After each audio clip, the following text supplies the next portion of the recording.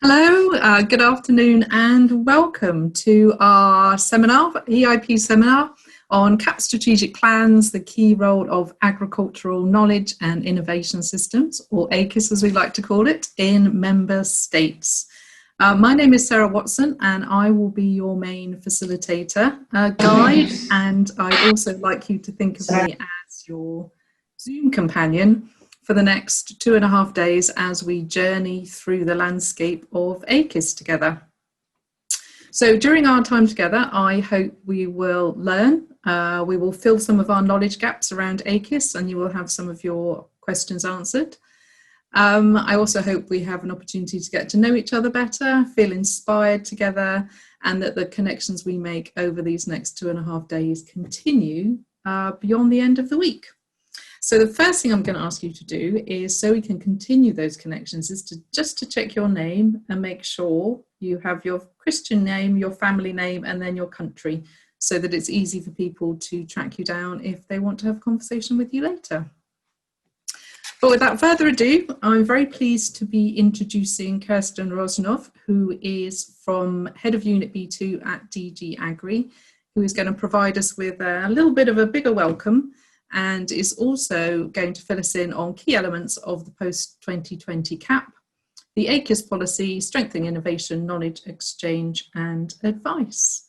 So I will hand over now to Kerstin. Thanks a lot, Sarah.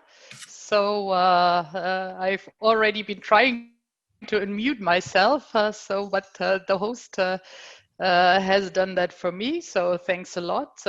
Thanks for this very warm welcome. It's really a great pleasure for me to open this AKIS seminar, for which we've waited for quite some time. We were really hoping, I was just seeing in the chat many of you saying from the community, it would have been great to see each other face to face indeed. So it's been a long time and this is why we have originally postponed the seminar, but unfortunately this is not true due to the circumstances.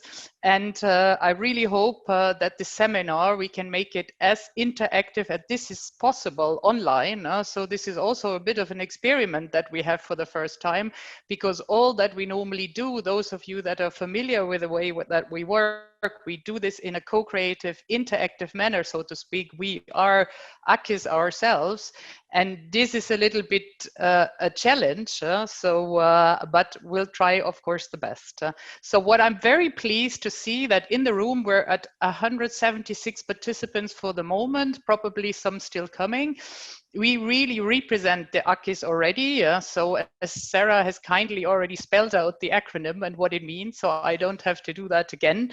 But this is great that we have basically all the community here, from member state authorities, from managing authorities, from advisory system areas, from business, from media, from science, you name it, we're all here together. So this is great that we're basically an ecosystem in ourselves, and that I hope we have lots of interesting things we can take forward because there's lots of us for us to do. I also want to, before I go a little bit into content, say a big thanks because this is a super challenge for the Service Point to organize this seminar online and make it interactive with breakouts and with sessions where we still can work in smaller groups. So a big thanks up front, and of course Pakum, Luna, Enga, whom you most know, will also have a little welcome and tell you more about the challenges there. Then going really into the content, I mean, we have been saying this a lot of times, so that business as usual in knowledge exchange, innovation and research is no longer an option. That is true, but I think today as we speak, within COVID and with recovery, economic recovery coming ahead, and this recovery having to be Green Deal oriented and green, this is more true than ever. So it was always true before. We wanted to make it sound dramatic and by saying business is no longer an option, business as usual, but this is very much true and even much more so today. So I think the seminar comes very timely in this setting, because there's a real need to get our things together for the next period of the Common Agricultural Policy and AKIS and EIP thereunder. So I will show a couple of slides. So let's see if I can move them. Yes. So, what I will do now is do what Sarah has announced a little bit, go into details of things that we might be looking in during the seminar. So I don't seem to have the control, so I'm trying, but yeah. Okay, so first of all, when opening a seminar like this, so I mean, we're looking into the future, yes, it's true, but to do that, it's probably good to first look at the past and to see, okay, what have we achieved already? What can we build on? What maybe haven't we achieved yet, and what can we look at in the future? So most of you coming from the EIP community have seen, of course, this slide. So this is something that we have all attempted to work on in the past and up until now. So with the farmers and the foresters at the center, there was this feeling that not enough that we do in knowledge exchange, innovation and research actually gets to the end user.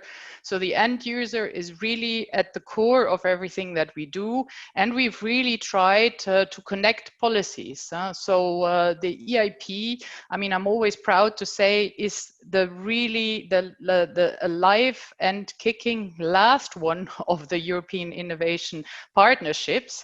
All the other ones, they have either diminished or it was difficult to implement them.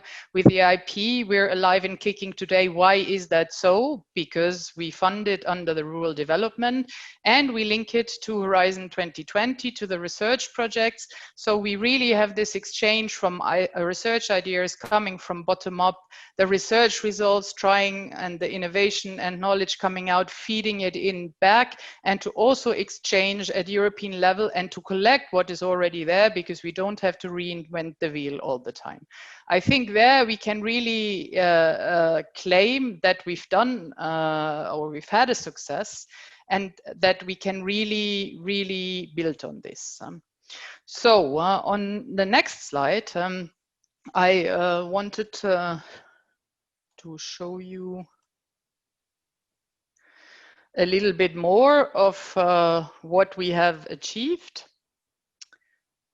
but it doesn't seem to be reacting. So, I mean, what we have, maybe if the organizers can take the control back and move the slides. So there, what you already know, most of you, that we have in almost all the rural development programs by now, implementing the EIP with innovative projects. We have more than 1,500 operational groups running. This is really a great success when we look at the start and how difficult it was. And we still plan to reach the dream number that actually you have given us, the more than 3,200 operational groups. We still have 4 years to go, so we're still banking on actually managing that. And we have more than 119 multi-actor projects where we really try to get in the operational groups from the start and get a circle going. So I think we can really say, without being too arrogant, that we have a growing and thriving network. So the next slide really is normally a slide which is an absolute no-go, I think, in terms of visibility. So this is how a PowerPoint slide should not be. But I left it there because it communicates a message. It communicates that actually the operational groups work on all all issues that are important for foresters and farmers nowadays. So we cover everything, and there's not a real clear hit list of things to do. But again, without being, let's say, overdoing what we've achieved already. But if you look at the topics that we work on, they're to 65% environmental and climate related. So which means actually that we work on the Green Deal before it even was invented. So it's not that we're starting from scratch. So we've done a lot already, and I think the orientation is right, even if we have to reinforce that further. But I think content-wise, we can really say that this works well.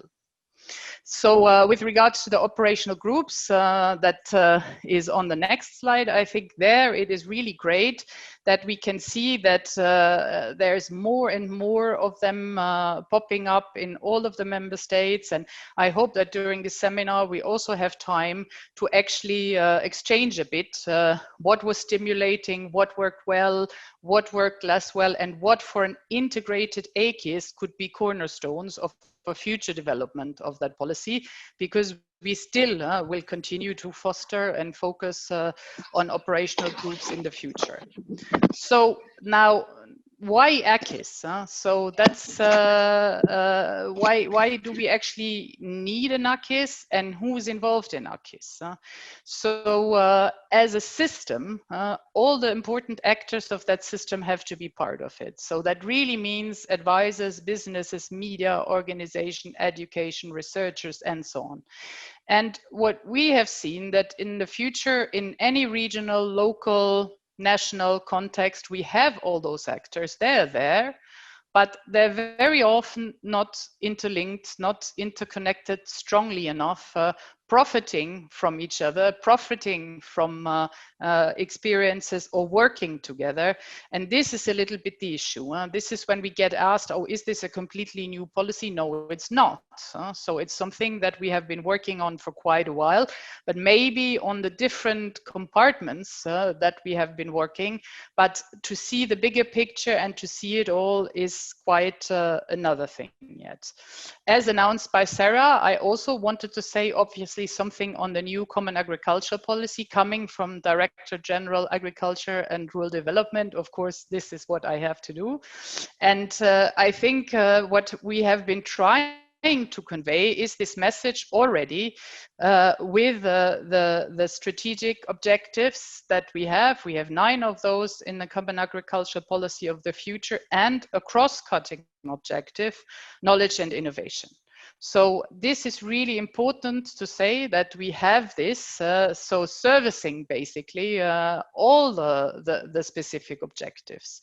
And this also gives the area we work on a really different importance. So because it's there, it's interlinking, and it actually serves all the purposes of the CUPs. So in the next slide, and the next 2 slides, so when you look already, the next one we can go to. So we have the AKIS toolbox that we have developed, as we call it. So you all know what's in the toolbox already, because most of you are either working on the CUP strategic plans already, or at least working with the elements.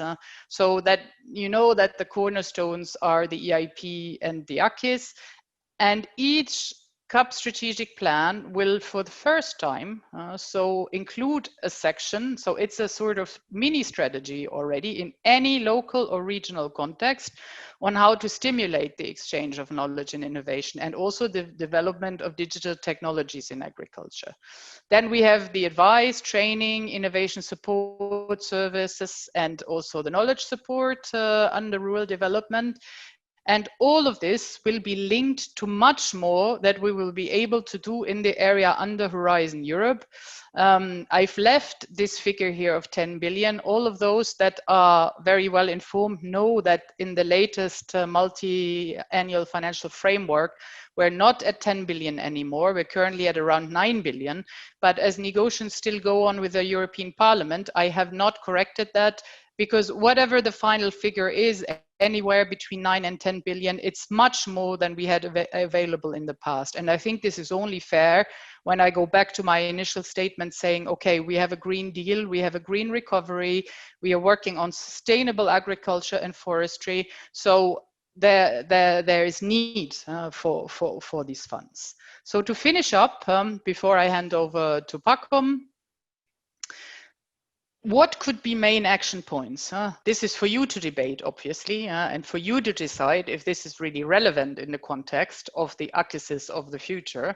But what we have been seeing is that there might be an issue to look at advisors and innovation support services. When we look at the figures on how they are involved in the operational groups, well, maybe not as well as could be. So we're at 9% currently if we look at the figures.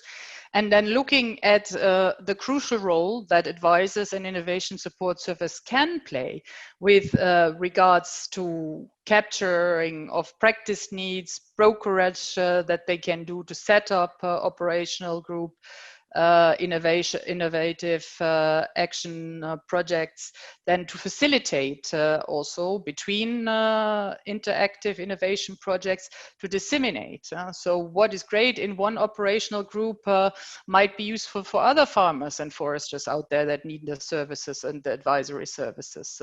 So, and also to build bridges between the CAP and the Horizon project. So maybe that's an issue where we could focus and zoom in a little bit during the 3 days that we spent together here.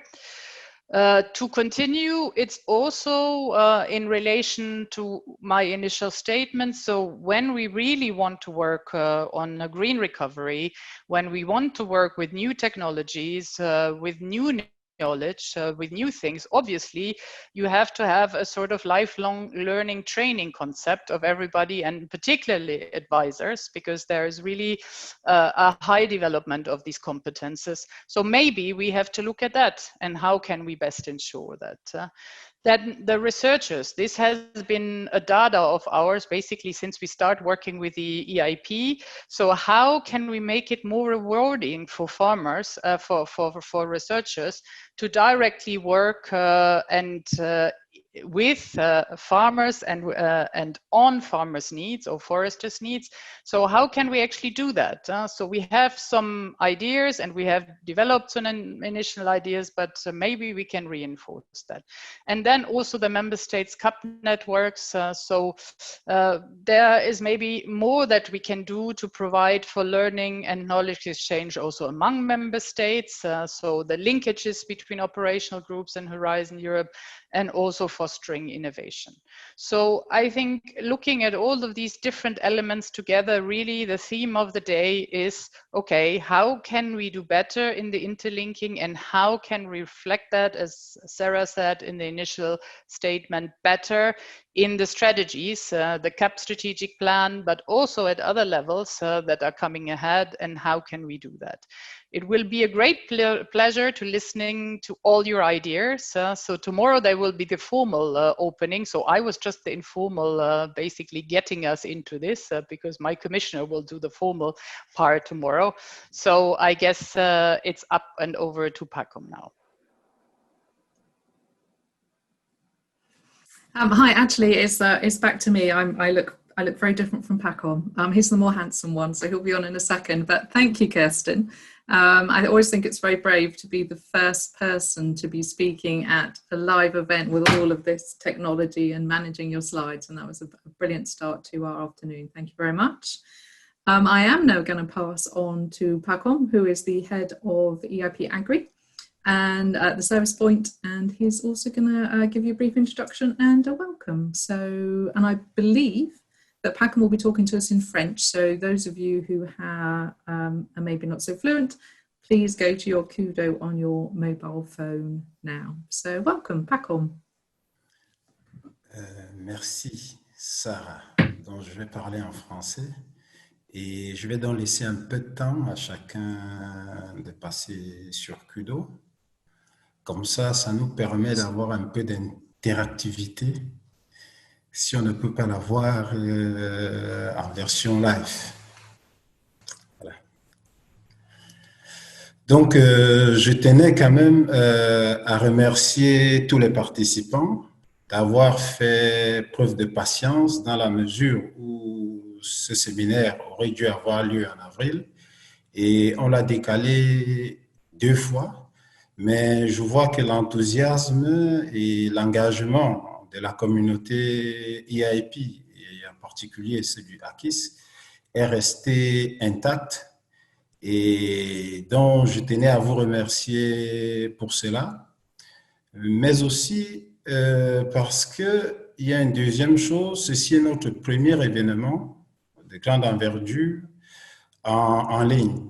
Donc, comme vous savez, nous n'avons pas d'expérience, assez d'expérience en ce qui concerne l'organisation de tels événements en ligne.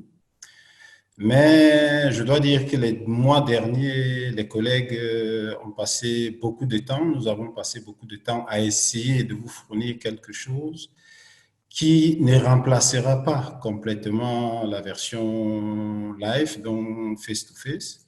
Mais cependant, on s'est rassuré, on a fait des efforts pour que vous ayez un événement de bonne qualité, mais aussi qui vous permet d'interagir avec les différents collègues qui sont situés à différents endroits d'Europe. Parce que ça, c'est toujours un peu du AKIS, hein? Donc c'est la connexion, l'échange de connaissances et le flux de connaissances à travers l'Europe. Pour cela, il y a une équipe restreinte qui est disponible pour cet événement pour les 3 jours ici. Ma collègue Margarida Ambar, donc Sergio, Marc, merci pour ta contribution comme coordinateur. Sarah aussi, vous deux, vous n'avez pas hésité à vous mettre à disposition malgré les différents déplacements. Et ma collègue Ina, ma collègue Sarah, qui sont chargées de la communication. Et plus particulièrement maintenant, mon collègue Zeus Gonzalez, mais aussi Kiko Onega, qui sont les 2 collègues qui se chargent particulièrement de l'aspect technique en ce moment de l'événement. Donc, si vous avez un problème technique, contactez ces 2 collègues-là. Vous allez voir que sur leur écran, il a mis Helpdesk pour le moment, donc Kiko et Zeus. Au-delà de cette équipe restreinte, il y a donc toute l'équipe du Service Point qui a participé d'une façon ou une autre. Certains sont présents aujourd'hui et donc ils assureront la facilitation de l'événement. Comme vous savez, on a fait l'effort de faire de cet événement un événement interactif, donc avec beaucoup de groupes, de petits groupes de discussion. Et vous avez à peu près une dizaine ou une douzaine de collègues qui sont là aussi, qui ont aidé sur le plan de la logistique et qui vont travailler en back-office. Je remercie tous ces collègues pour leur engagement. Ça n'a pas été facile, nos vacances n'ont pas été très longues, mais en tout cas, merci encore à vous. Je ne manquerai pas aussi de remercier les interprètes qui se sont mises aussi à disposition depuis avril et on a fait beaucoup de tests pour assurer la traduction.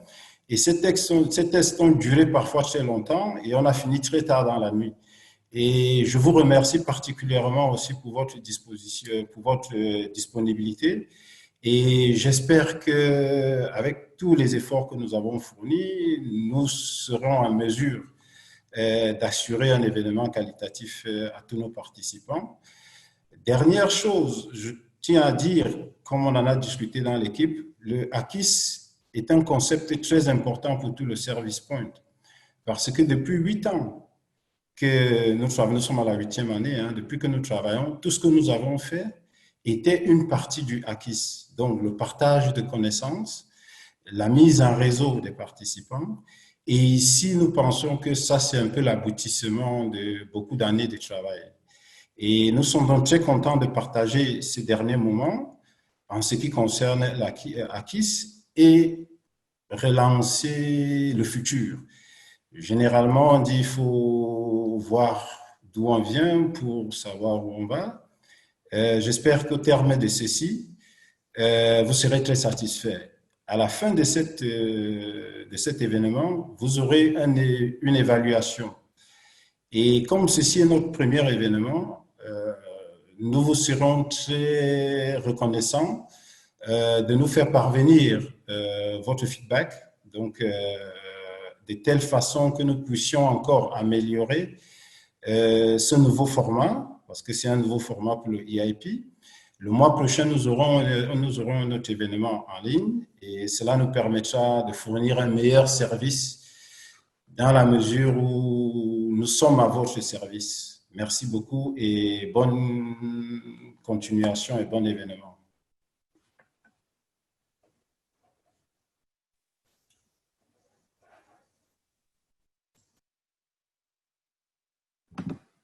Thank you, Pacom. And yeah, just to reiterate, I know the EIP-AGRI team have been working incredibly hard to bring this event to you, and it's been a challenge, but an interesting challenge, I think, for everyone involved.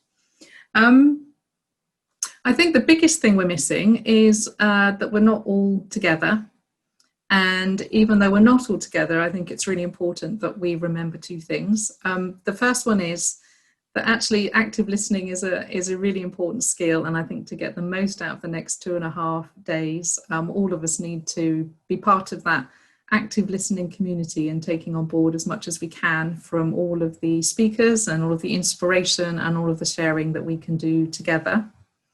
But also to make sure that we don't miss those moments where you talk to somebody randomly in the queue for coffee, or that you end up sitting next to at lunch that you might not know. So we've built in some things to help bring that to the table, but also there's things that you can do yourselves. So firstly, we do have 2 hashtags for the event, one being the future of CAP and the other AKIS. So if you're using social media, please do use either of those. Thank you very much. And the hashtag EIP-AGRI. So that just helps us all connect and helps us talk in a way that might be more difficult because we're all remote from each other at the moment. But also there's ways that you can organise to meet with people outside of the seminar. So you can either use your participants list, which came through on your welcome email. So you can find everybody's emails on there. So feel free to contact people that way. You can have your own independent Zoom meetings, or you can just talk by email, WhatsApp, whatever's easiest for you.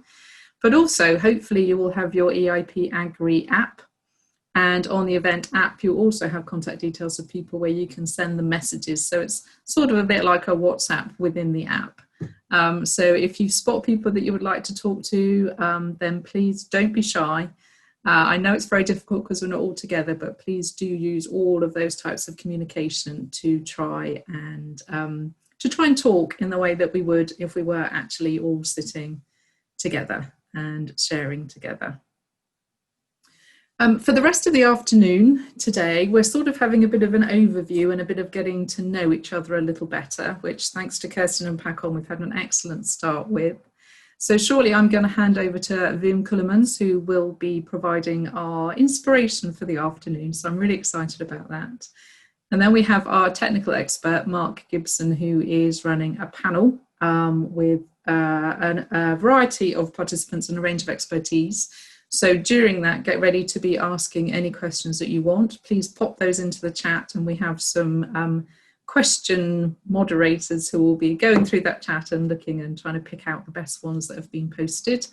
And then we're going to end the day with a bit of a getting to know each other session, so we can try and find out who's here, where people come from, what their interests are, their involvement so far with AKIS.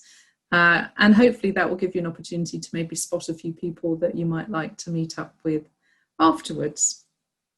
But we're going to start off, you may have had a sneaky preview of it whilst if you were in the waiting room, but we're going to start off with an EIP-AGRI animated infographic, which is looking at innovation support services, which was something that Kerstin highlighted in her presentation as something that needs to be more involved with the operational groups and something that sort of acts as the glue which sticks much of the AKIS together. So I'm going to hand over to Ina to run that film for us. Thank you.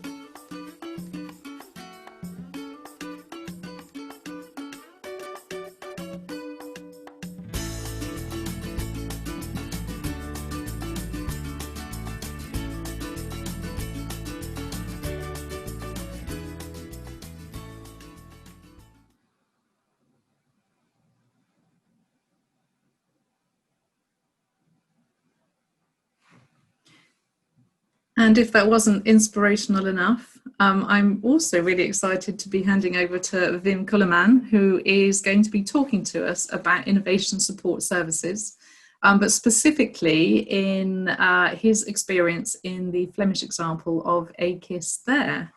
Yeah, let's hand over to Wim.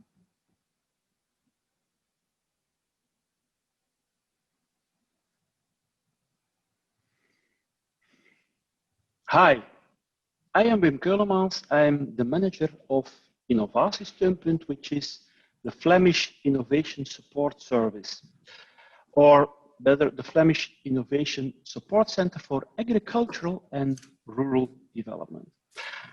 Many thanks for allowing me to present my organization, and I hope I can provide you with some inspiration on the role an innovation support service can play in your own country. First of all, let me say something about how our organization was born, so to say. Innovatiesteunpunt was born in 1999, so which means that we already have 20 years of experience on innovation.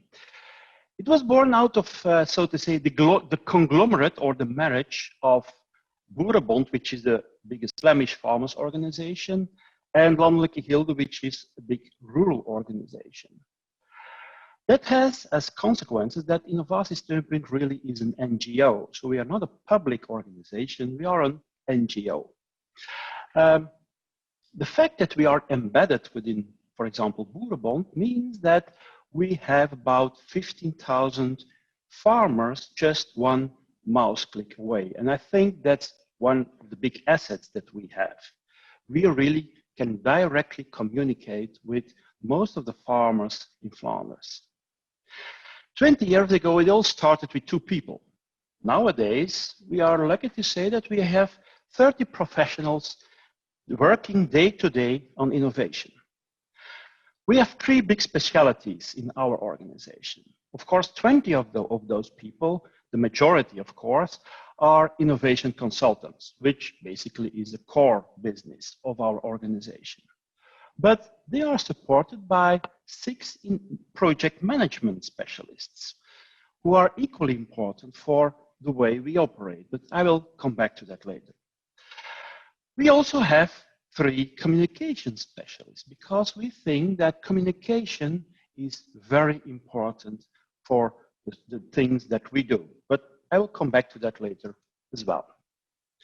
Now let's go through some elements that I think constitute more or less the DNA of our organization. When 20 years ago, Boerenbond and Landelijke Gilde decided to found Innovatiesteunpunt, they had a very specific role in mind. That role is not to be just another research organization or to be just another consultancy organization. They had a very specific role in mind, and that is to bridge the so-called valley of death of innovation. I guess you all know that picture of the valley of death, where a lot of good ideas pop up whilst doing applied research or pop up in the minds of farmers. But sadly, a lot of those good innovative ideas come to an end prematurely due to the fact that there is not enough connection between research and those entrepreneurs. And that's exactly the role that we want to play. We want to bridge that gap so that research can become more demand-driven on the one side, and on the other side, knowledge coming out of that research can be more easily unlocked so that farmers can really use it on their farm. But nowadays, we take that even further. Using that bridging position, we facilitate multi-actor co-creation because it's more than information going back and forth between researchers and entrepreneurs. there are a lot of other possible stakeholders involved that really can add to the co-creative, to the innovative process. And finally, another role we play is helping to fund funding for those farmers who are basically low entrepreneurs and don't have as much capital to invest in R&D than, for example, bigger companies. But we help to find funding for their innovative investments.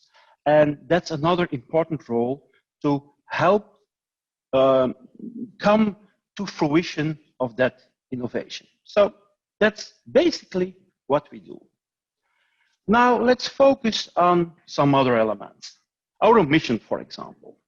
As you can see, we have a double target group. Of course, obviously, farmers. They are our main target group. But on top of that, we focus on rural communities as well, because we sincerely believe that rural communities, actually the neighbors of farmers, can be very important allies in helping farmers to innovate, to help them with their social innovation, for example. Vice versa, we are very much convinced that farmers can help rural communities in becoming more vibrant as well, not just through their basic activity of producing food or other stuff, which agriculturists produce, but also in providing other services and in helping them with their own assets that they have. So basically, that's a win-win situation.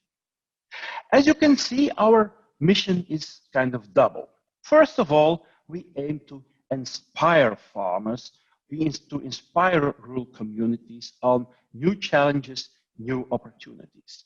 And it's there where communication is very important. And our communication people are very much involved in providing inspiring methods, inspiring technologies for communicating all the information that we have. Getting people inspired is one part, but really helping them in realizing their innovation project is another part of our mission, the second part of our mission. And it's there where our project management specialists come into place. And it's there where our project management specialists really help innovation consultants and farmers to really help get their innovative idea into really an innovation project. What we do on a day-to-day basis, that's what we call our power flower. It's not flower power. We have grown past May 68, so to say, but here you can see how really we can put into place our mission on a day-to-day basis. Starting from the left, we are constantly on the watch out to detect new challenges, new opportunities, new innovative ideas. We do that within the agricultural sector, but throughout the whole of the community as well. So the whole of the society really is an inspiration for us, which we can pass through to farmers. And that's by informing them. That's the second leaf of our power flower. We have different ways of informing and inspiring people about the new ideas, the new challenges that we detected. When farmers really want to start innovating and really are enthusiastic about innovating, then we start supporting them. And we do that, first of all, by connecting them to the right people. We facilitate co-creation. We help them really experimentally develop their idea, going through the whole of the development phase, through advice, but also through training, which advice is more on a one-to-one basis, whilst we also provide a lot of action-oriented innovation training for whole groups of people. These are the themes that we work in, because innovation is very broad. And being a rather small organization, it's necessary for us to focus on the right themes. You can see the three main areas of innovation, which basically are the main areas of sustainability. You see social innovation, economic, business innovation, and ecological innovation. And under those three big themes, we have identified 12 themes which really are important for us. But where we are at as our best as an organization really is in the cross-cutting innovation, where different challenges are being tackled through innovation initiatives. For example, when we work on farmer citizen cooperatives, rural farmer citizen cooperatives to produce sustainable energy, we work on social innovation, we work on business innovation, and we work on ecological innovation as well. And that's a specific, so to say, our specific area of play. Our biggest asset really is in those cross-cutting, those cross-pollinating ideas of innovation. Now let's say something about our network. 20 years ago, we started developing our own network. Nowadays, we would call it our own little AKIS. Throughout those 20 years, we have developed a vast network of, for example, about 60 organizations in Flanders with whom we cooperate on an almost daily basis.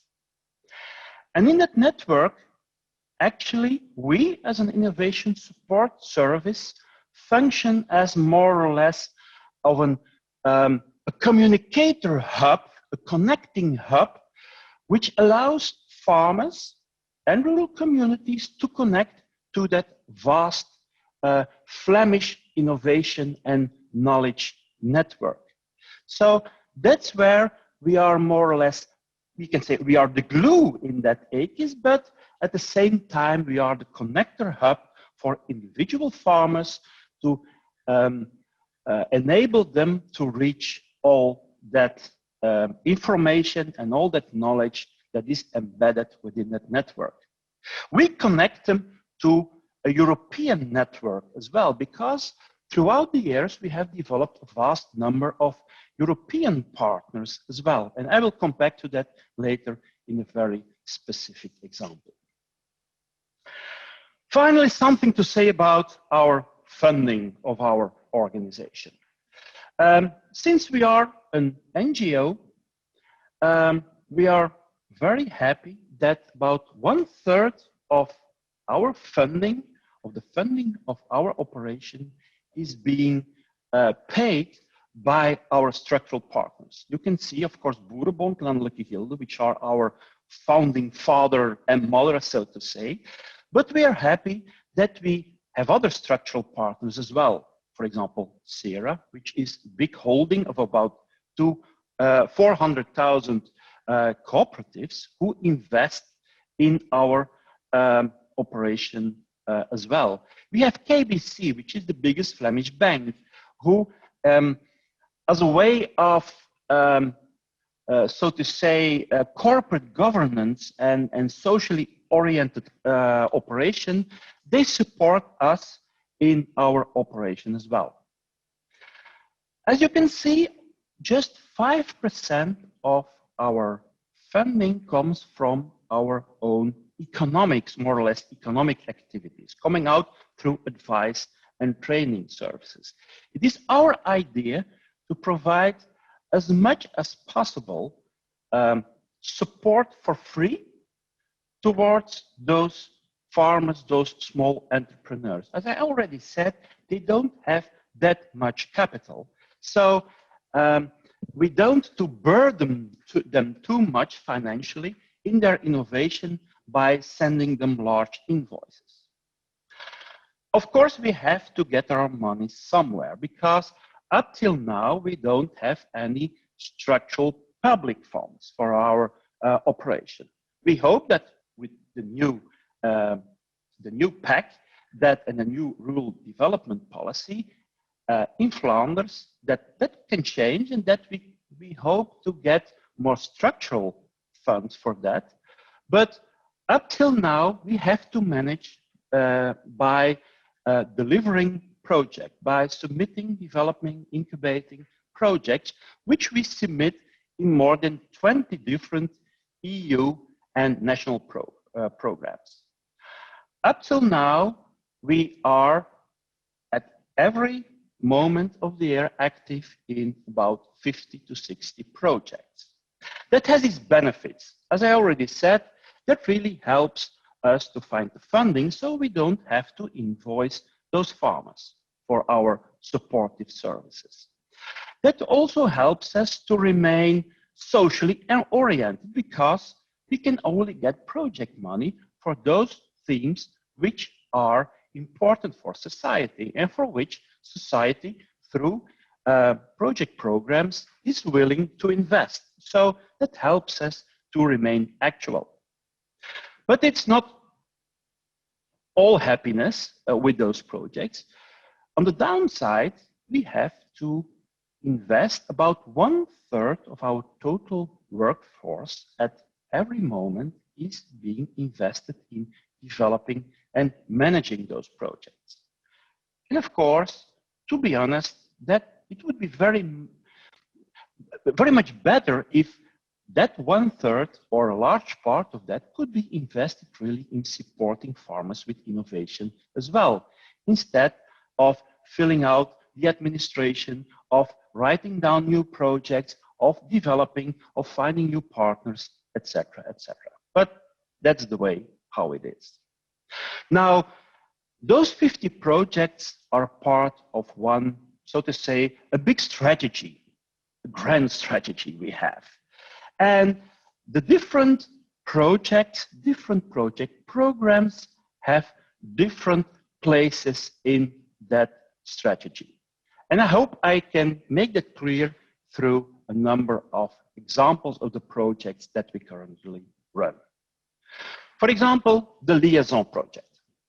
The Liaison project is an Horizon 2020 project that really helps us, together with our partner, to understand how multi-actor innovation partnerships can become successful. What are the elements of success for those partnerships? And those insights, that knowledge really helps us to improve our innovation, our role as an innovation support service.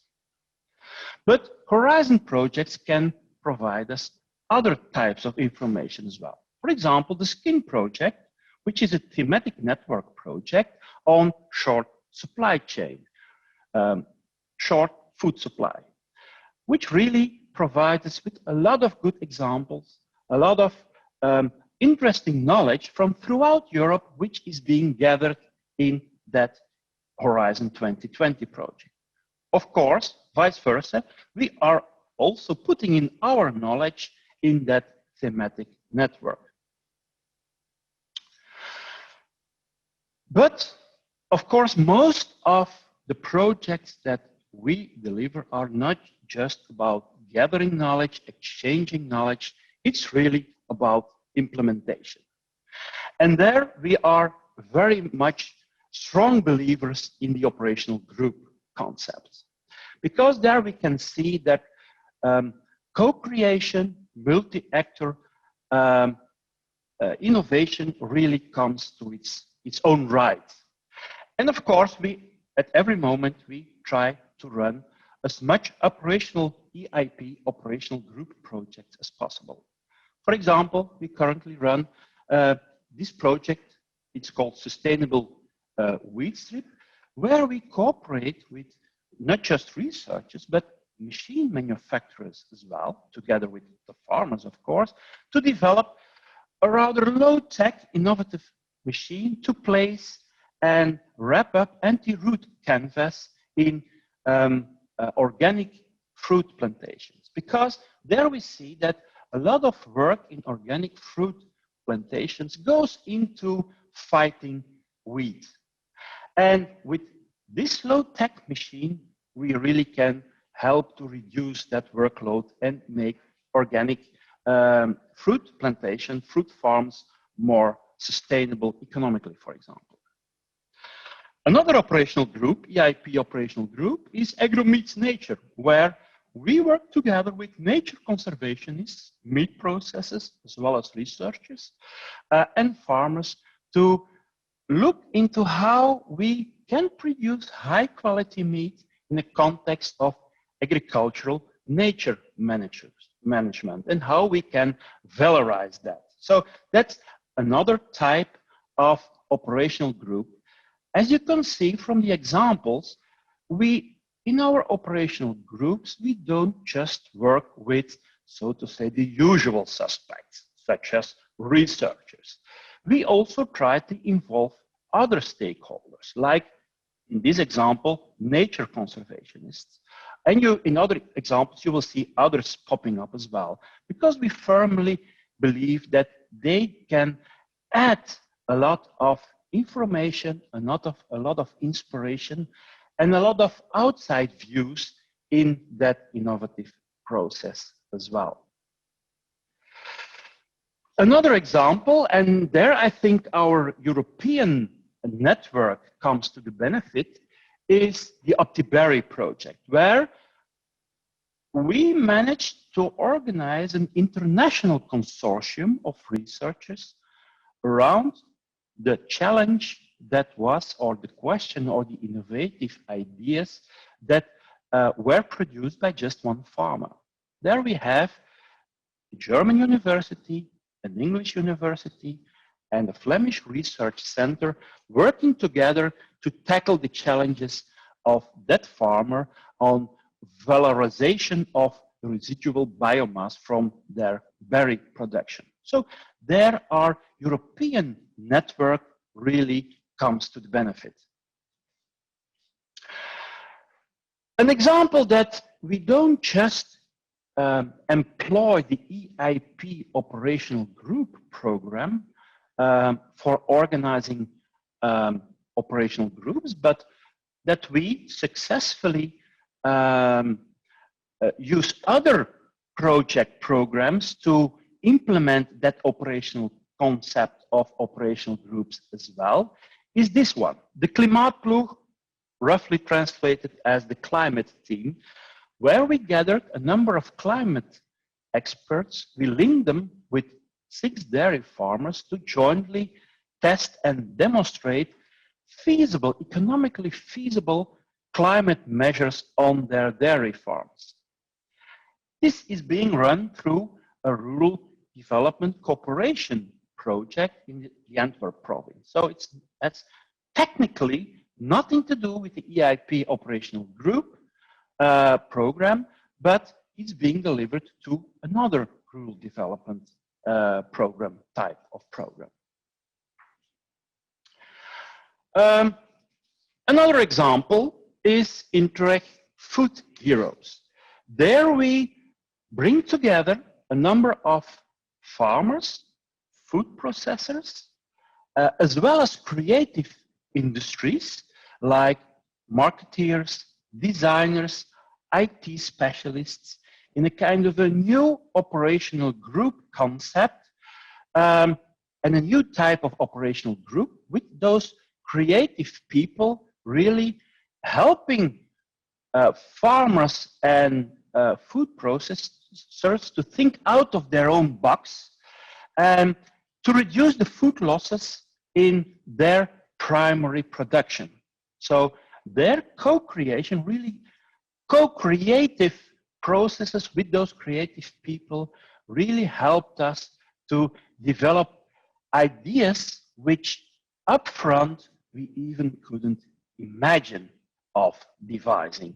And now we see that they really are very successful just because those creative people really put in a new spark of innovation, a new spark of creativity.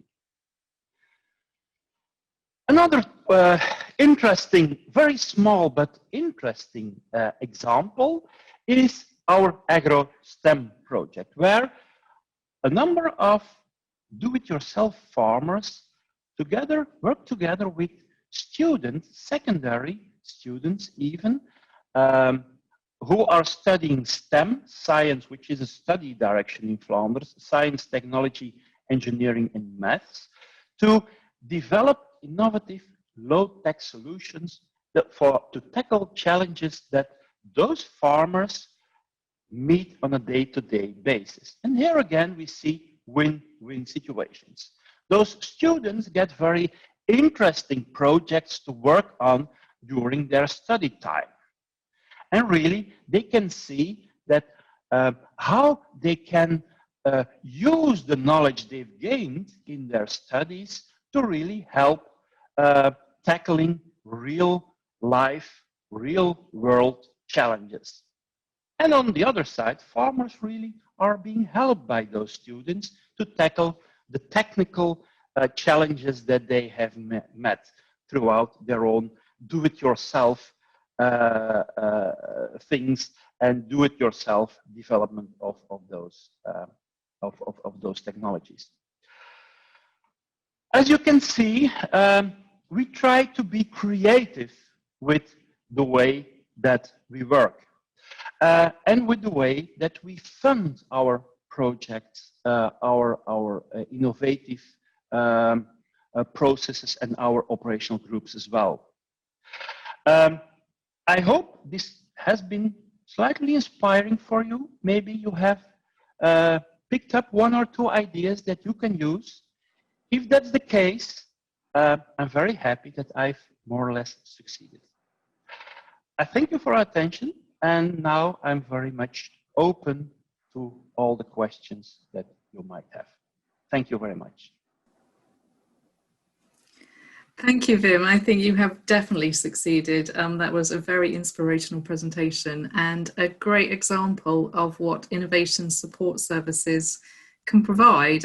Just diversity of offerings there, diversity of operational groups, diversity of stakeholders involved. So hopefully something there which kind of rings true with everyone about the types of activities or services that could be delivered in their own AKIS.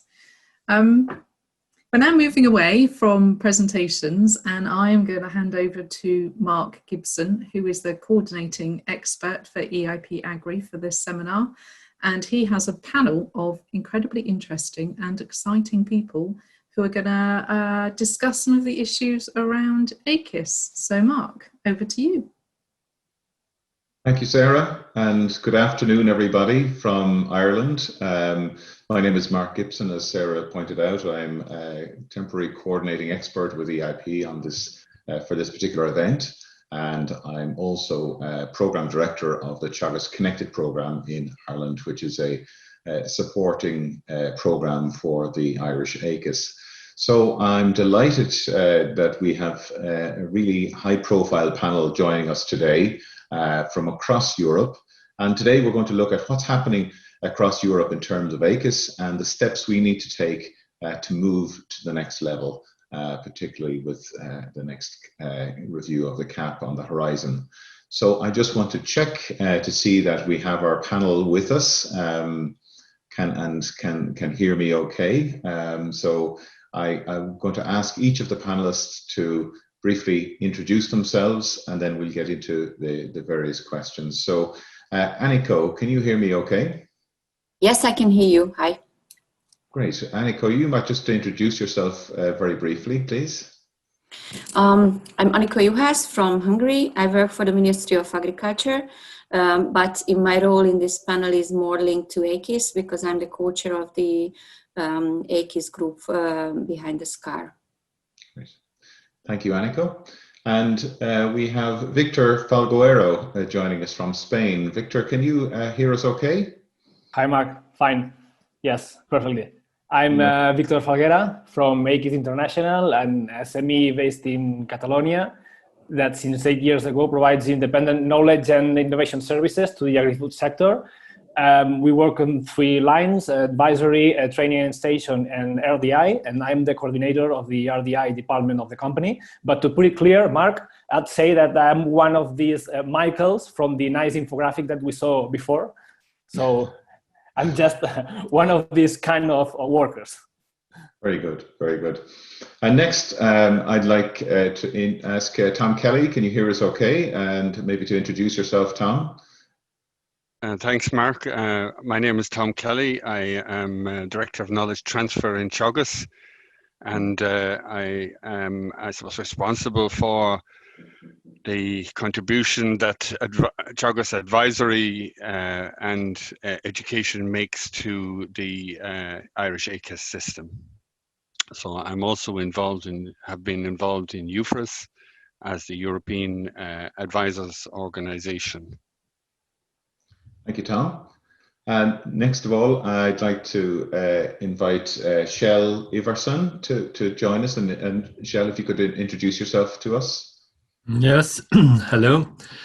My name is Kjell Ivarsson, and I work as a Senior Policy Advisor for the Federation of Swedish Farmers, LRF, and I'm also the Vice Chair of the COPA COSECA Working Party on Research and Innovation. And my background in brief is some research, advisory services, business development, and now I'm at LRF. Thank you, Shell.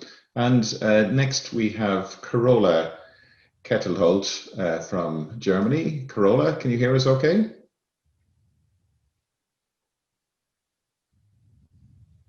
No, we don't seem to be getting Carola. Maybe we will get Carola. If Carola could introduce herself when she comes online. Okay, it's better now? Oh yes, we can hear you now, Carola. Okay. My name is Carola Kettelholt. I'm working at the Chamber of Agriculture in North Germany, and I'm head of the Innovation Support Service. And we started very early with EIP, and I have experience I want to tell you about it and how to work with the farmers and the advisors. Yes. Great, and I'm a EIP ambassador. Yes. Excellent, excellent. And maybe there will be one for everybody in the audience later on, perhaps. So let's get down to the questions, and I'd also encourage anybody who has a question for the panel, please submit your questions through the chat function, and we'll endeavour to ask as many of those questions and put those to the panel. So we have about 25 minutes for our chat now. So Tom, if I could start with you, we're all familiar with the challenges that agriculture is facing over the coming years, and that advisory is critical and is going to play an even more critical role in the future. You know, what do we need to consider for this transitional phase from FAS across to an AKIS system, or advisors in an AKIS system? Yeah, I think, Mark, there's a number of factors that we need to consider. I suppose the idea that in the past, the role of FAS, designated advisors, was very much around compliance and cross-compliance in terms of EU support systems that were there to support more or less production type and environmental type initiatives in agriculture. I think that has changed in the current CAP, and there is more an emphasis on other things, and that's welcomed. And I think in the future, in the next CAP, it's going to even change more so.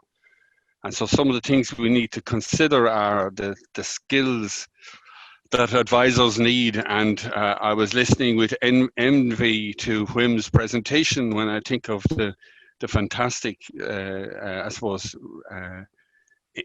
focus that is there on innovation support, as opposed to just providing services to the farmers and rural communities that he is dealing with, or his organization is dealing with.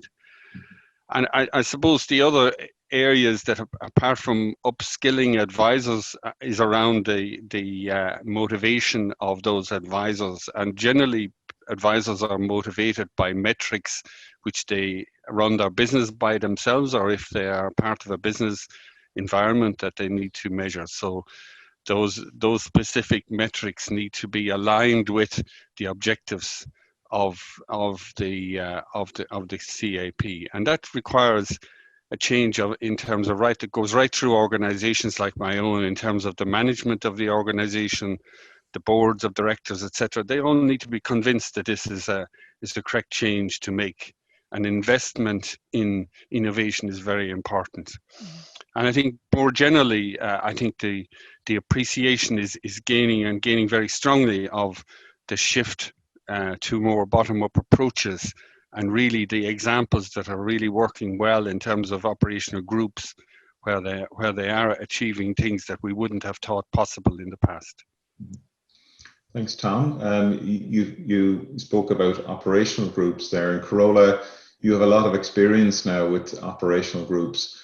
What do you consider to be the necessary elements for that transition from an FAS, the current FAS model, to a more integrated AKIS system, and the role of advisors in that? I think advisors need capacities, time and money and space for working with new members into the new AKIS system. They should develop a new and stable network for working, for creating innovations together, and they need a new motivation to do this. And that's the questions the advisors are asking. How should we do? We have to earn money with our service, and how should we could have space for this new work? And so it's a question, how could we motivate, how could we bring some support to the advisors to feel as a member of the AKIS and to have an important role in this AKIS.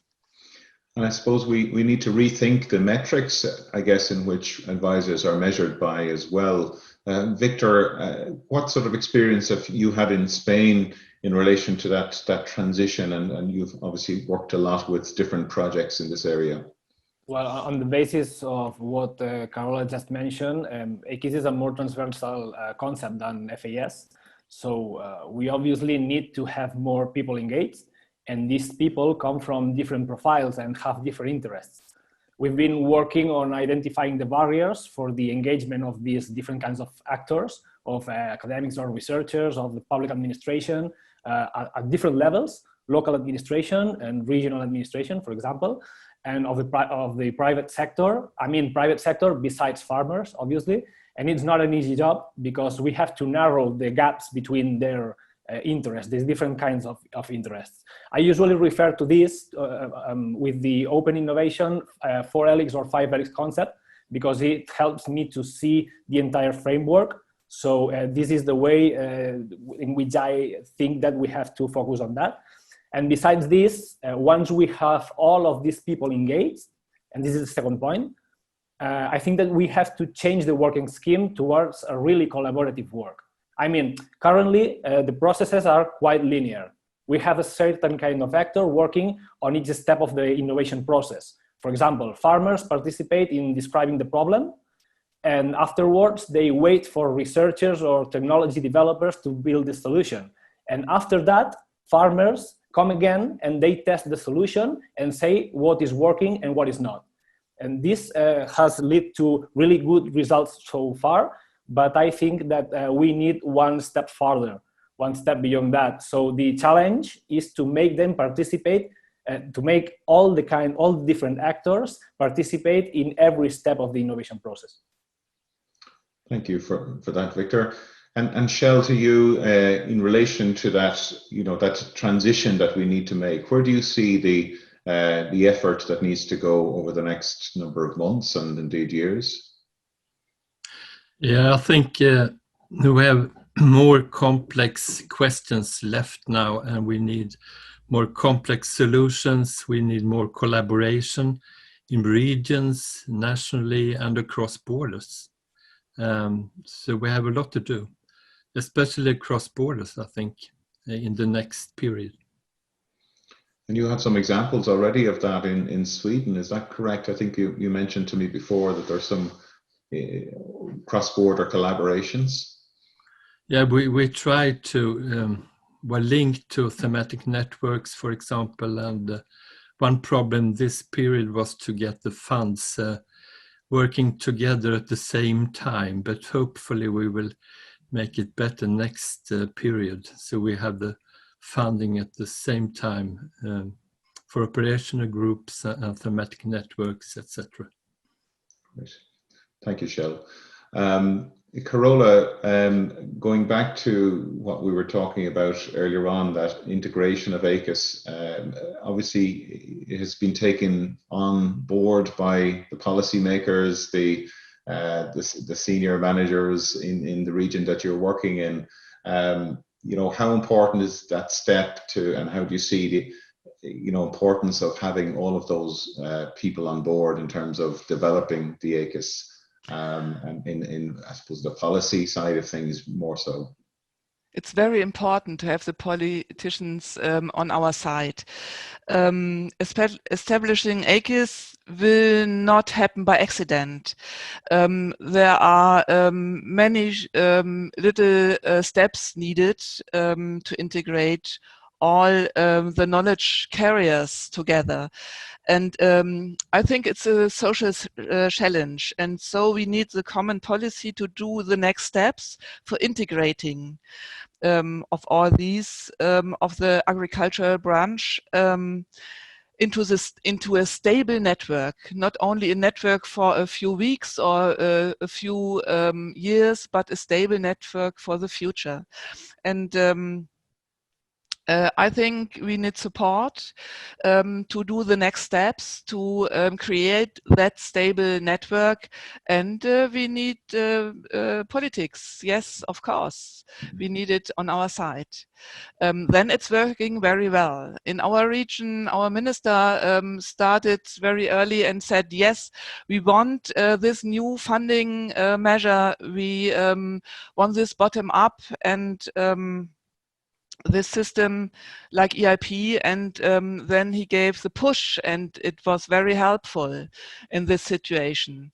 Not starting only as innovation support service, but the background of the minister and his help and his support. Yes, now it's a success story in our region, I could say. Thank you, Carola. And Tom, could I put the same question to you? You know, why do you think it's important that AKIS is integrated into policy? Well, I think if we understand the AKIS correctly, we probably assume that it is, but that assumption may not be correct in all cases. I suppose, it's important that the policymakers, as they have done, and Kerstin has identified the key challenges that are out there, but those challenges need to be brought from European and global levels down to regional and local levels, and need to be explained to all the actors within the AKIS system. And there needs to be then a coordinated effort to put that together. Now, this doesn't happen by accident. So there is a need for policy, and there is a need for policy to put, I suppose, funding where their intentions are, and demonstrate their commitment by having funding streams available to try and help that process along. I'm not saying that it's an open checkbook for this, but what I am saying is that it does need something to get it started, and something to help the process and help to strengthen all of the AKIS actors to come together. Because otherwise, if it's left open and left to chance, the likelihood is that some will not move, they will be left behind, and they will not want to move. So they will lack any real motivation to go and be more active within the addressing these challenges for the wider society and for the farming community. Thank you, Tom. And Victor, in terms of what's happening in Spain and your view on the integration of AKIS into policy, do you think that this is an important step for AKIS to live on, if you want? Well, let me first put it in the fundamental way. I think that it's quite simple. If the question is if we have to consider it as a part of the policy, if we are, as European society, really believe that AKIS are a good tool, a useful tool for the agriculture and for the rural sector, this differences between what's the rural sector and what's agriculture is very, very interesting. I hope to be discussing a lot further on this in these days. But if we believe that it's a good tool, we must support it. And this means integrating them into the policy. And this also means that all of us have our responsibility from our specific role in providing the policymakers with our best ideas, of our best experience, and with the best tools, so as to make things easy for them to write a really good policy. And when it comes to the importance of well-functioning AKIS, I see this importance far beyond just helping to produce better food. Wim mentioned that before in his presentation, and I'm fully aligned with that. In Catalonia specifically, we are now very, very focused on taking advantage of the resources that we have in rural areas to produce not only food, but also materials, energy, and services. And that implies the need of developing the cross-sector linkages, which from my point of view should be organized through the AKIS and fostered by policy. And in Catalonia, I'm also very proud to say that we have a very strong commitment of the Catalan government to do so in the next years. Victor. Shell, from you're involved in a very large farming organization across Europe. You know, how important do you see a functioning AKIS for the future of agriculture and farming in Europe, and that step that is being discussed here today, the integration of AKIS into policy at a regional and member state level? Yeah, as I said, we have the complex questions left, so I think we need to have a good policy funding, but also education and training locally, regionally, nationally, and hopefully also across borders, so we can improve on all levels. Operational groups up to multi-actor projects in Europe. But education and training, I think, is very important for the farming community. Okay, thank you, Shell, for that.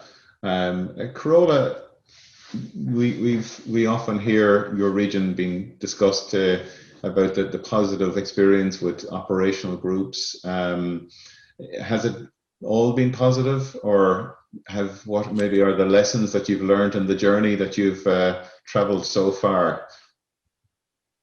Much have been very, very positive. The results of the operational groups are great.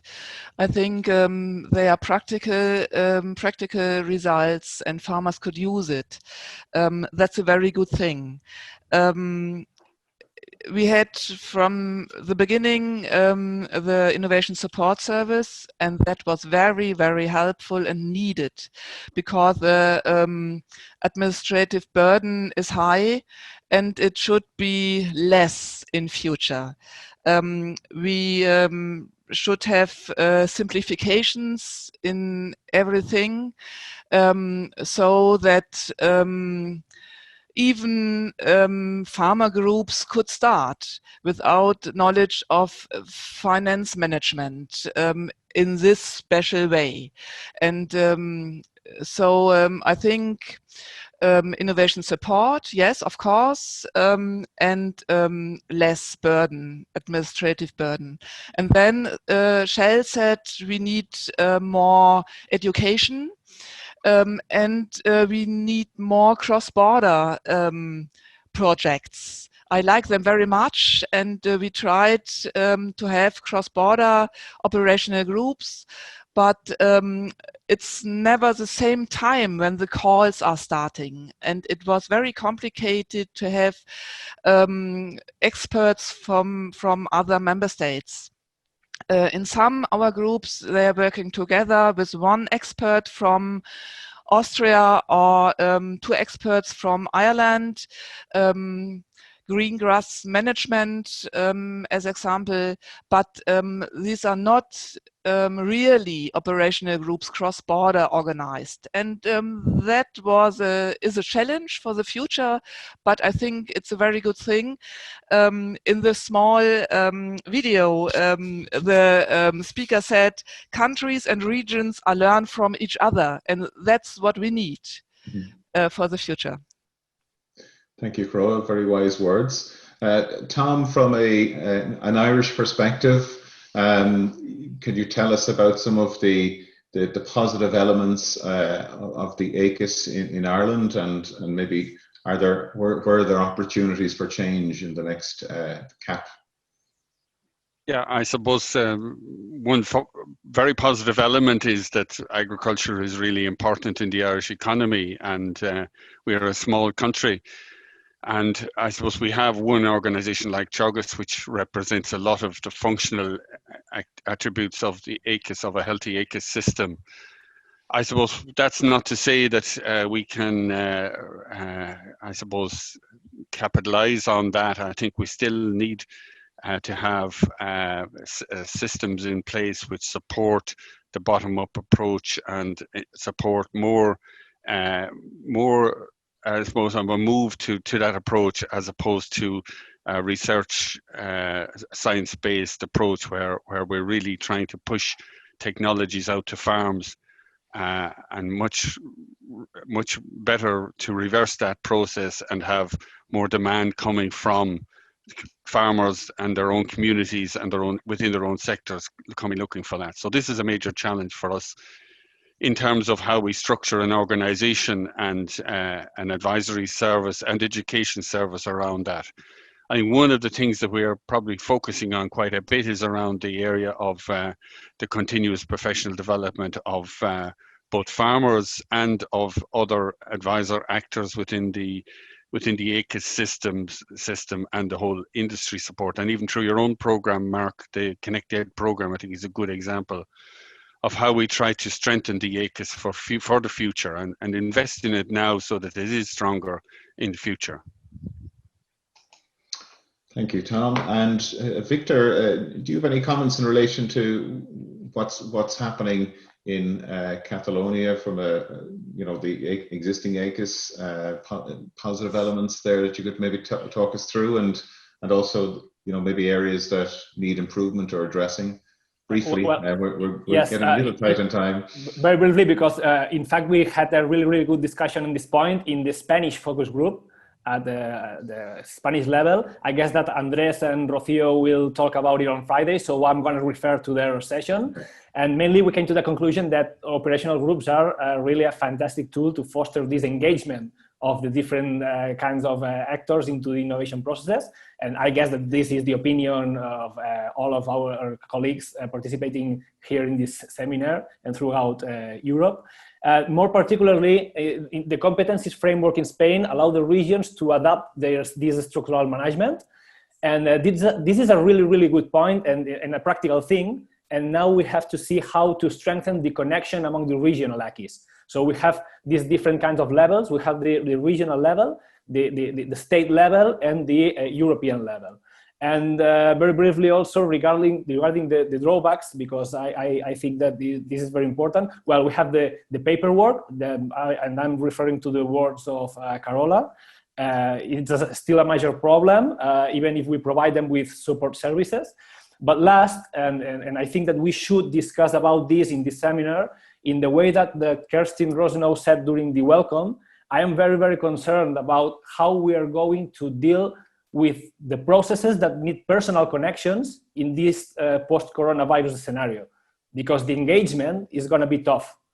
I'm working on a couple of projects to develop tools to break this barrier, but right now we don't know whether they are going to be useful. I am gathering some ideas from this seminar and from the tools that you are using. So thank you for that. But we've got a long way to go in this way. And I want to turn to Anniko now. Anniko, my sincere apologies. You're not appearing on my screen, so you're out of sight, out of mind. So I do apologize for that. But if we could maybe just talk, Annika, from your own perspective, you have a lot of experience with AKIS, particularly from a SCAR AKIS point perspective as well. Could you tell us about, what your views are in terms of that transition from FAS, what needs to happen for that transition to happen to an AKIS environment, and also that policy question I also mentioned earlier on? Okay, so first of all, it was very interesting to listen to, but I also had the possibility to read the comments. And one of the comments was about why to talk about transition from FAS to AKIS, because AKIS is completely different. In a way, I can agree, because FAS is a sort of advisory function. But in AKIS, I think it's very important that we have innovation and digitalization also as a basic tool, and also in the next CAP is linked into AKIS. And I think it's an important difference, and it's somehow also linked to what Victor asked, that digitalization as part of AKIS could be one of the solutions for this COVID and post-COVID situation. And I'm really, because we usually have AKIS meetings like 3 or 4 times a year, and I think we all really miss it. But we had our last digitalization AKIS meeting, I think almost 3 years ago now, more than 2 years ago. So I think it would be very nice to have another one, a rediscussion of how digitalization can help our AKIS. So I think that's very important. Then AKIS is more than FAS with innovation and digitalization, and we need to go into the digitalization, not just the tools, but also the social background more and deeply because of COVID, and especially because of farmers. I don't know in other countries, but definitely in Hungary and some of the Eastern European countries, I know farmers are quite conservative about how they are willing to learn. So they are willing to learn more from personal experience. So all those possibilities with demonstration farms or on-farm trainings or fairs or presentations where they can talk with the other farmers are very important. So now we are all missing out on that. And at the present, we don't have really good solution how to bridge that gap, that training or education or innovation uptake gap. So I think that's something we should look into European experiences, good experiences, and also on the policy making and support side, how to bridge this gap. And also I looked at one of our colleagues from Romania asked me about the status of AKIS in Eastern Europe. And I think that's my second message, is that it's very important to have the patience of policymakers with EIP and AKIS, because this is a new instrument and it's not developed on the same very nice level as Carola mentioned, or in the Flemish example. Just to say the Hungarian example, we have 130 groups, but still there is no money behind EIP groups. So it's just still starting. And I know that some other Eastern European countries are in the same position. And because this is a very difficult, complex measure with a lot of soft element, and it needs a sort of trust from the authorities side as well. And this kind of trust, or how to make compliance level, is not the same in all the countries. So it would be very nice to have at least 1 7-year period to learn from the examples of the first 7 years, and let us try to correct the measures connected to EIP and AKIS. And I think that is something Carol also mentioned, that we need a sort of stability from the policymakers. But that's very, very difficult in Eastern Europe because these 4-year periods of political mechanisms are even more important than in some other countries. So I think, and also about motivation, it's also part of this stability. If you have a stable system, then it finds its way into the budgets, on the national budgets. And then you have a stable motivational background, not just project-based motivational background. That's also very important in our countries. And that's very difficult to get. So it's a sort of daily struggle of financing. So that's the two message. Thank you very much, Anniko.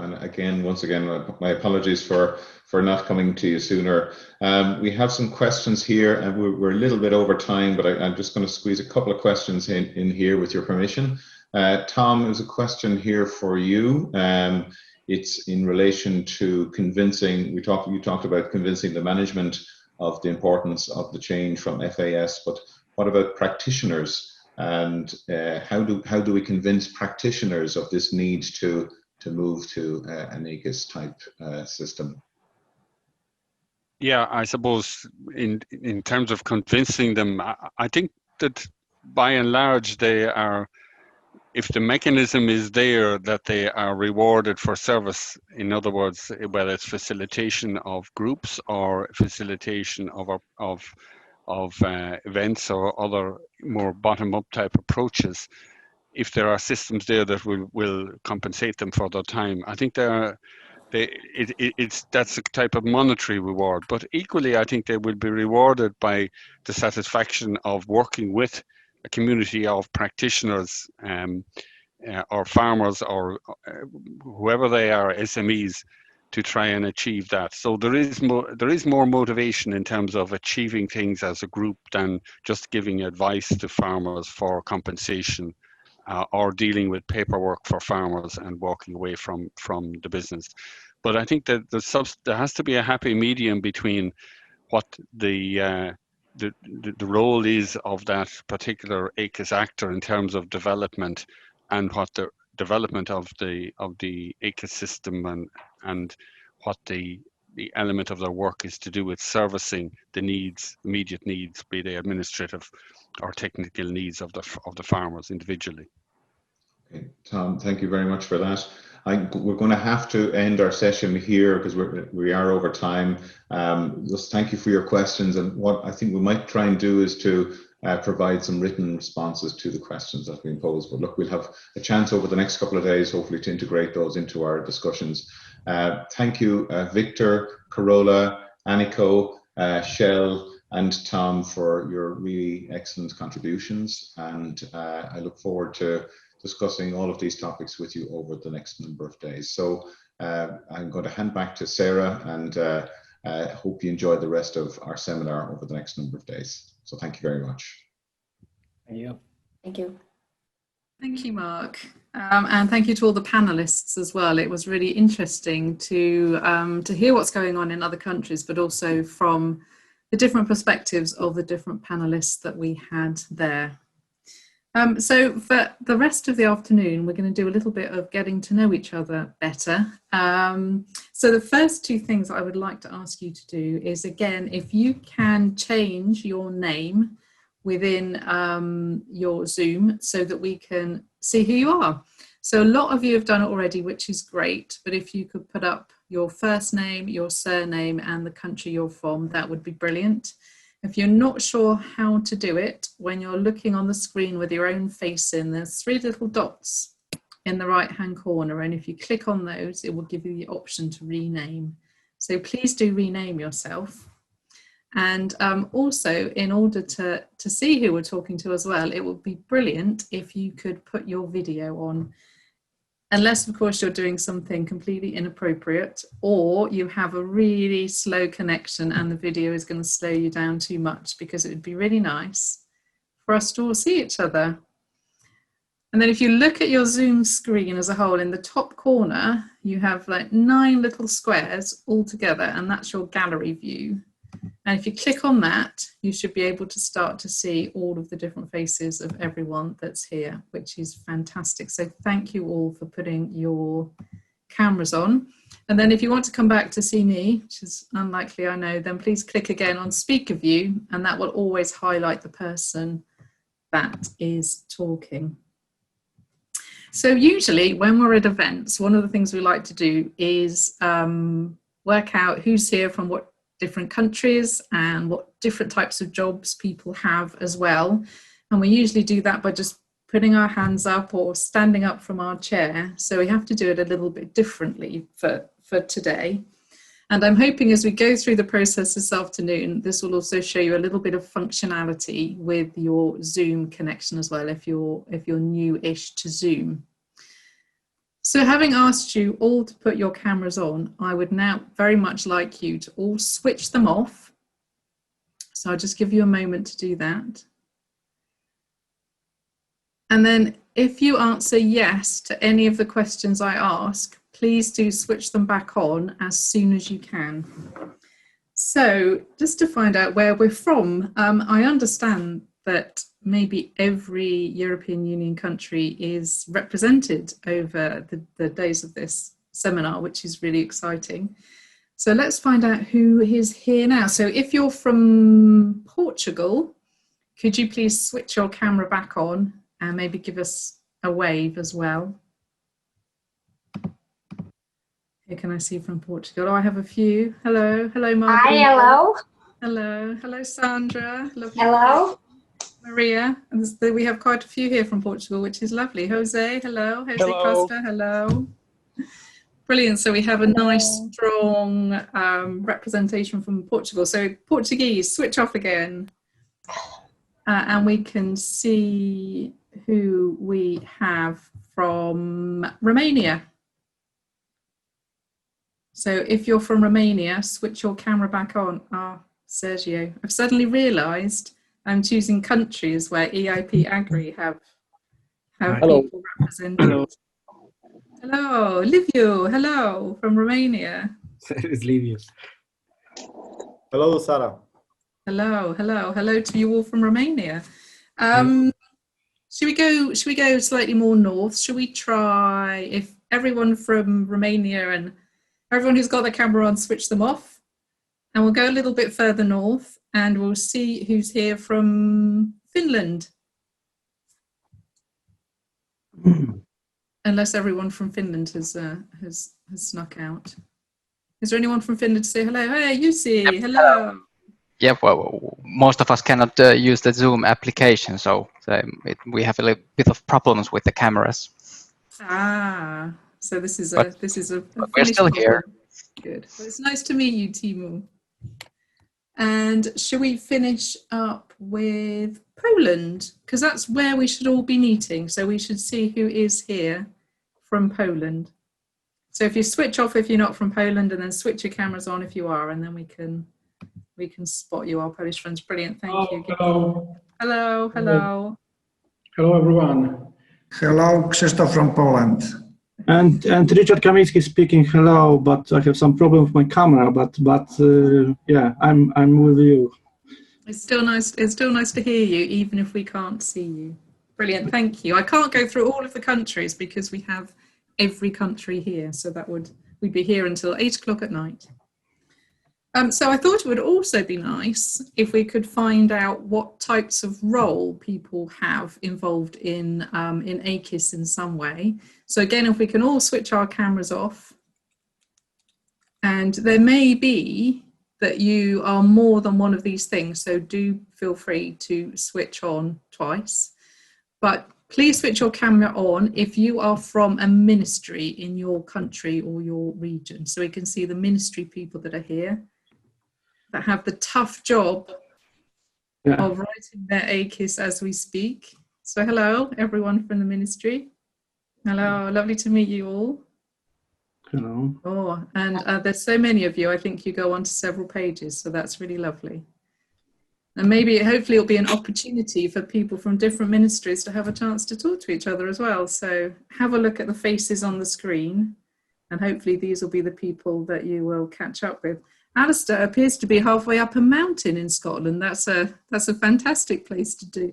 Good effort, Alistair, good effort, thank you. So can ministry people now switch off, please? And we'll see how many people we have here who would consider themselves to be an advisor. So advisors, please switch on. Okay. Oh, brilliant. There's lots of advisors appearing on my screen now. Please do scroll through as well. Hello. Hello. Fantastic. Hello. And I'm assuming all of you advisors are very excited about AKIS and very excited about the new program period. So lovely to see you all. Switch off again. And we may get the same people twice here, but anyone who's involved in an operational group, could you also please say hi, hello? Go back to my first Zoom. Hello, hello, Heidi. Nice to have the Estonians here. So we have a few from operational groups as well, which is brilliant. Thank you, thank you. And then finally, do we have people that are from a national rural network or a national EIP network who are involved in some way in there? Hello. Ferencos, that was a fantastic wave. Lovely to see you. Hello. Yeah, so we have a few here which were involved in networks. So you will already have much experience in supporting people to work together. So it's lovely to have all of you here. Brilliant. That's fantastic. And it would be great if you are able to, because I know connections are a problem, and particularly in Finland, but if you can keep your cameras on during the time that you're with us, it would be great. Partly because we'd like to take some screenshots of you, but also because it's just nicer for other participants to be able to see who's around and who they're talking to. So please do keep them on. Okay. So one of the other things, you may have to go back to speaker view for this. So if you click that on the top, one of the other things we're going to be asking you to participate in over the next 2 days are some Zoom polls. So we will put the polls up and we will ask you to click on what you think is the right answer or to click on what's most appropriate for you. So we are going to try a couple of polls now just to get an idea of how they work. So this is our first one, where we're asking if you've participated in an online seminar before. So you can click on yes, I'm an online expert and Zoom is my second home. Or well, I've done a couple, but definitely still need a lot of coffee to get me through. I think that's where I might be. Or never, it's a little bit scary and I'm wishing we could all meet at the bar later. So when we have 3 people who would quite like to meet at the bar later, and I do wish also that we could do that. So there's a few seconds left to vote, and we have nearly all of you have. So please do carry on clicking. I feel like we all need to look after the 6 people who never have before, because if this is your first Zoom experience, you really have thrown yourself in at the deep end. This isn't chatting to your mum quickly over dinner, is it? This is hardcore. So 58% of you have done a couple, 37% of you are absolutely experienced, and we have those 6 people, that 5% who are finding all a bit scary. Don't worry, we're all here for you. Brilliant. So hopefully that poll experience worked well for you. So let's ask our second question.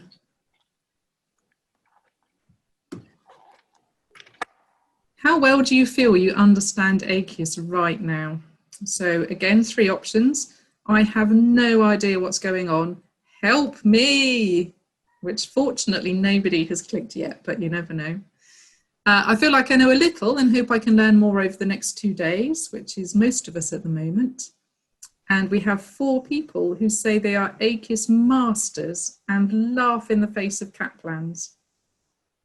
I feel like I should get them to identify themselves, but that might be a little bit unfair. And we have 8 AKIS masters, so that's brilliant. So I think we have most. We'll still have a few more votes coming in, but okay. So most of us, we feel we know a little, but hoping to learn some more. Now we have 3 of us that really are looking for a lot more help, and 10 AKIS masters. So maybe we need to get the AKIS masters to look after the people that have no idea what's going on. Okay. And if we move on to our final poll, because I think you're all getting the hang of this now, but let's try the last one out. How have you coped in lockdown? So you've loved working from home and you didn't miss the traffic at all. It was fine, but you're kind of looking forward to getting back to normal and being able to have a cup of coffee over the desk with your teammates. Or you hated it and by the end wanted to give your children away.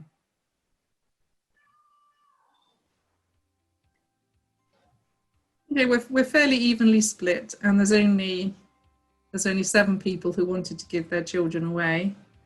I'm not sure whether that's the same 7 people as really wishing we'd be meeting at the bar later, and there could be a direct connection between those two things. I don't know, and I'm sort of too scared to ask, if I'm honest.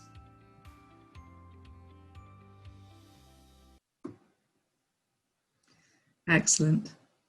So everybody's coped fine, I think. That's good news. That's good news, because it has been a very, very difficult period for everybody. Okay. Brilliant.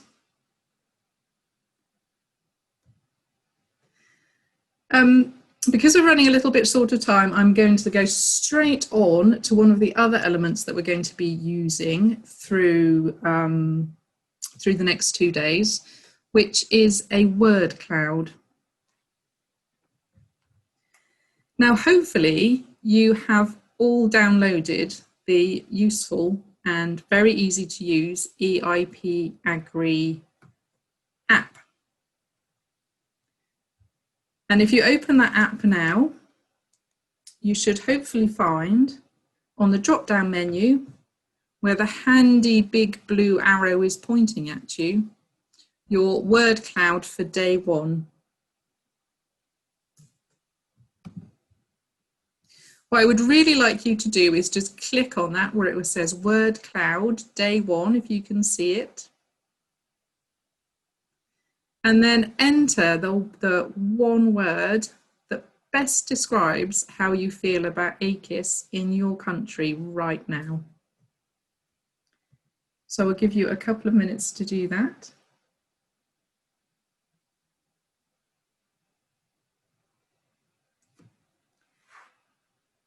Yeah.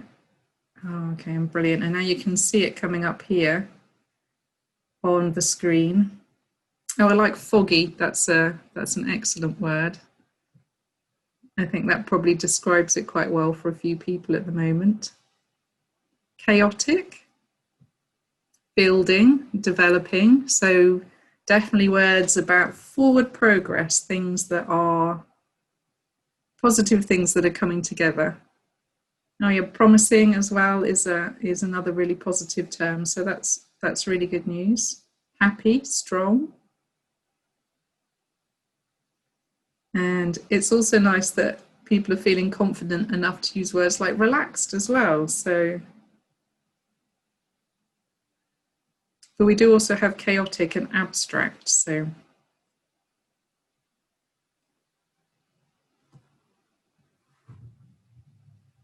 I think the main terms that you can see coming out there are around people feeling optimistic, but recognizing that there's still a little bit of a way to go. So I'm hoping very much over the next 2 days with us that we'll be able to see the road ahead that we need to take for our own AKIS systems to support them to get from developing to completed or fragmented to fully together. Excellent. Okay, so we are now all experienced at word clouding as well. We all know how to do polls. We all know how to switch off our videos and switch them on, and also switch off our mutes and switch them on, and hopefully change our names, which is really, really brilliant news. Now, the other thing that we chose to do, because we're not all together, was to reach out to a broader AKIS family. So we did that in 2 ways. Firstly, we asked all of you if you would be happy to send in some photos of how you had coped with the lockdown period. And then we also reached out to other people and other things that were some way involved with the name or the word AKIS. So we came back with quite a random selection of things that we are going to share with you over the next 2 days, because we recognise that a lot of what we're talking about is quite intense and quite difficult. So we thought we would lighten it up by introducing our broader and wider AKIS family. So Shane Conway, who hopefully is with us now, was one of those that very kindly sent us some photos to show how he got through lockdown. So Shane, are you there? I am indeed, yes. Hello. Wonderful. Hi, Shane. I love these pictures. They're brilliant. So please do tell us how this helped you get through lockdown.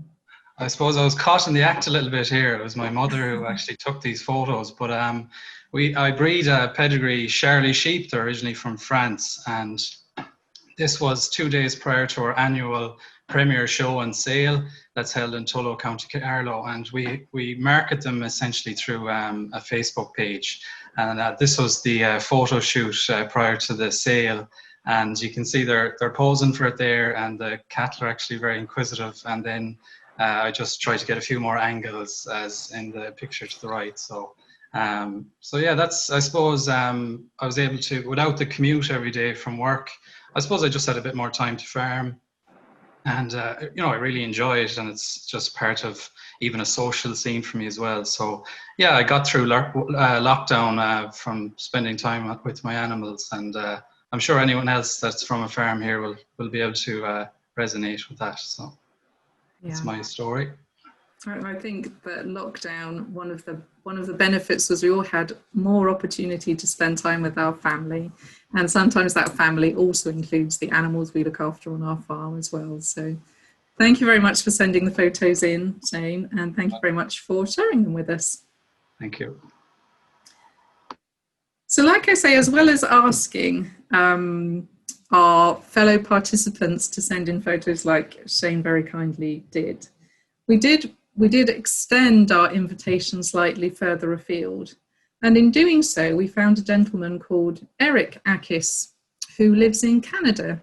And we told him what we were doing, and he very kindly put a film together for us to share in his love of AKIS.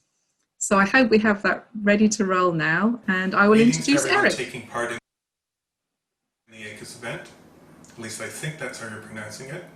That's because my name is Eric AKIS, and I'm here in my kitchen in beautiful Victoria, BC, Canada. I'm a newspaper food writer, cookbook author, and what else do I do? I'm a food stylist and recipe developer. Some people think my last name is Greek, but my father is Latvian and he immigrated to Canada after the Second World War. Victoria is on Vancouver Island, which is home to many, many small farms. Because of our mild marine climate, just about everything is grown here. We've got figs here, melons, carrots of course, tomatoes, and even the olives in this olive oil. I'm sure you'll agree that supporting local agriculture, no matter where you are, is very important. So keep up the good work. Just so you know, I'll be mentioning your event in an upcoming newspaper column. To read it, Google Cooking with Eric AKIS and you should find it.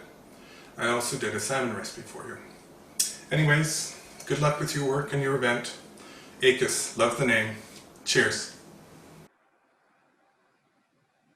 Thank you so much, Eric. He did suggest that when I contacted him, it was the most random email he had received in his inbox, but he very kindly produced that film for us. So thank you to Eric. So hopefully that's got you used to some of the functionality around Zoom, and hopefully also you now understand a little bit more about some of the random things that might go on over the next couple of days when we're introducing other people from our, and other things indeed, from our broader AKIS family. So now as we're coming to a close for today, I would firstly just like to recall the programme for the next 2 days with you, which is all very exciting, and I'm really looking forward to it. So tomorrow morning, we are focusing on AKIS strategies, the basics. So we have our wonderful opening address from the Commissioner. We'll be looking at the kind of elements you need to make your AKIS work effectively. And tomorrow morning, as we have throughout the rest of the 2 days, is a range of inspirational speakers. And I think Vim has set the bar quite high. So hopefully, and I'm sure they will, all be as good and inspirational as Vim was today. Then in the afternoon, we're moving on to looking at what the main building blocks would be and focusing particularly on integrating advisors, which has already come up in the presentations today. And I know, looking in the chat, some of the questions that you've been asking as well. So I think that will be an incredibly useful useful session. And then we're going on to look at preparing the role of CAP networks ready for AKIS. In day 3, again, we're looking at inspiration for AKIS planners. So we'll be looking very much at the kind of tools and initiatives that might support AKIS within your country or region. And in the afternoon, looking again at strategic plans and interventions, and giving you a real chance to work together to look at what type of interventions could work successfully within AKIS in your country or region. But we won't just be doing that, because that all looks like quite hard work. We will also be including some lunch and tea and coffee breaks, but also question and answer sessions the whole way through, some polls as well, the breakout sessions. And you'll also notice on your screen we have hearts. And that's because what we'll also be doing during the next 2 days is having some blind dates. I'm very excited about this, and I hope you share my excitement as well. But every now and again, we will be sending you as participants off on blind dates, where you will be in a breakout session with a random group of people to meet and to chat and talk about some of the issues that we've highlighted during that session. So for a starter, we're going to try a couple of blind dates during the check-in period tomorrow. So if you would like to be here as early as you can and participate in some of those blind dates and get to know the other participants, then make sure you're with us from 9:40 onwards tomorrow morning. Between now and then, you also have the opportunity to start private messaging each other. Please feel free to do that. Reach out to people that you may not have met, or catch up with people that you know. Remember, you can do that on the event app. So that's got all of the information about all of the rest of the participants, and you can privately message them through the app to arrange further meetings if you want to. And in your welcome letter, you have the participants' email list. So again, you can contact people via email. So if there's anybody you saw today from a different country or another advisor that you would like to talk to, please do start making the most of that opportunity now, because we'll miss that time together at the end of sessions that we would normally have. So to finish, we did ask you if you could go back onto gallery view. Actually, this would be brilliant. If you go back onto gallery view and we have everybody's video on again. I'm going to be nagging so much about putting videos on, you're going to be sick of me. But if you all get your videos on, and in the welcome letter, we did ask you to bring along a drink to toast us for the next 2 days. So I'm going to give you 2 minutes to run to your fridge or bar that you have in the corner of your office, or however it is you function, and collect your drink. I'm going to go and get my beer now. Hang on just 1 sec.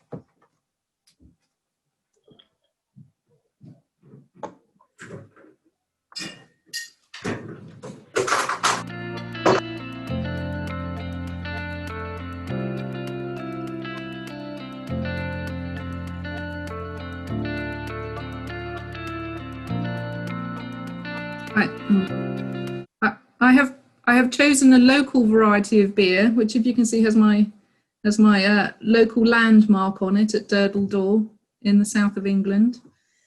So if you all have our glasses, in my case bottles, raised, then how I would love to finish today is thank all of you so much for being with us. Say how excited I am over the next 2 days to definitely find opportunities to talk to each other around all of the different presentations and events and activities that we have, and to say cheers. And what I would love you to do is to everybody unmute yourself. Yes. And I'll give you a countdown, waiting for everyone to unmute. And after 3, I would love everyone to say cheers in their native language. Cheers. So 1, 2, 3. Cheers.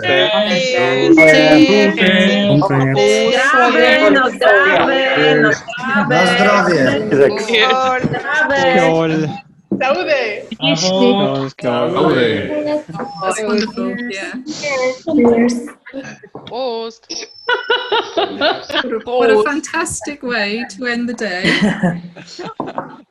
And actually, a bigger toast to the whole beginning of AKIS, the AKIS journey for all of us. Quindi un brindisi all'inizio. Well, no, I can't wait. But, so cheers. Make the most of chatting to each other from now on, and we will see you all at the check-in at 9:40 tomorrow morning.